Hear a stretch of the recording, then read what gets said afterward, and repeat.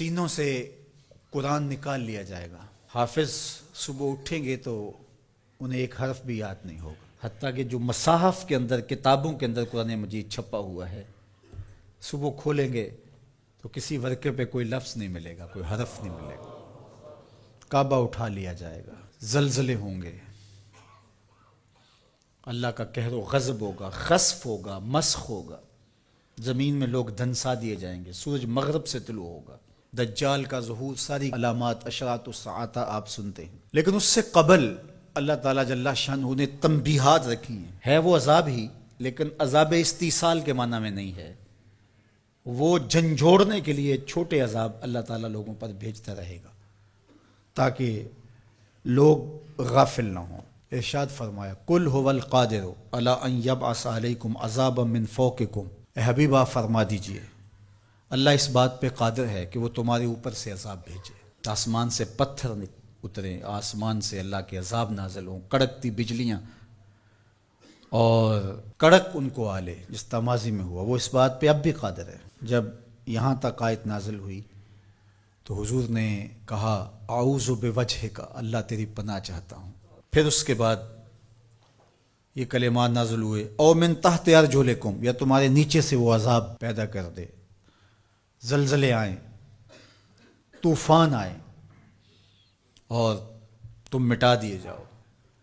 حضور نے پھر عرض کی اعوذ بوجہک. تیسری بات او یلبسکم شیئا ویذیق بعضکم باس بعض، یا تمہیں گروہوں میں تقسیم کر دے اور تم ایک دوسرے کی سختی کو سہو، برداشت کرو، ایک دوسرے کی تکلیف تمہیں پہنچے. تو حضور نے فرمایا ھذہ اہون یا ھذا ایسر، یہ آسان ہے. تو تین طرح کے عذاب ہیں جو اس آیت کریمہ میں ذکر کیے گئے. آسمان سے عذاب نازل ہو یا تمہارے نیچے سے وہ عذاب پیدا کر دے. اور تیسرا یہ ہے کہ تم تشتت و افتراق میں مبتلا ہو جاؤ، خانہ جنگیاں لگ جائیں، تم ایک دوسرے کو تکلیف پہنچانے کے درپے ہو جاؤ. یہ تیسری قسم کا عذاب ہے. اور مسجد اجابہ میں حضور نے جو 3 دعائیں مانگی تھیں اس میں تیسری دعا مانگنے سے روک دیا گیا، وہ یہی تھی. حضور مانگنا چاہتے تھے اللہ یہ امت فرقہ فرقہ نہ ہو، ٹکڑیوں میں نہ بٹے، یہ امت آپس میں ایک دوسرے کو توڑنے نہ لگ جائے، ایک دوسرے کے گریبان کو نہ نوچے. لیکن حضور کو منع کر دیا گیا کہ یہ ہوگا جب بدکاریاں ہوں گی، جب گناہ ہوں گے تو اللہ جل شانہ اس کے بدلے میں ان پر جو چھوٹا عذاب مسلط کرے گا، جو ان بڑے عذابوں کے مقابلے میں چھوٹا ہے.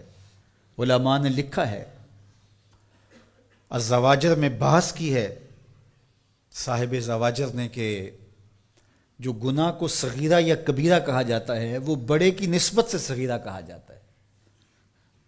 چھوٹا گناہ اس لیے کہا جاتا ہے کہ وہ بڑے سے چھوٹا ہوتا ہے، ورنہ جو چیز اللہ کو ناراض کر دے وہ چھوٹی نہیں ہوتی، گناہ بڑا ہی ہوتا ہے.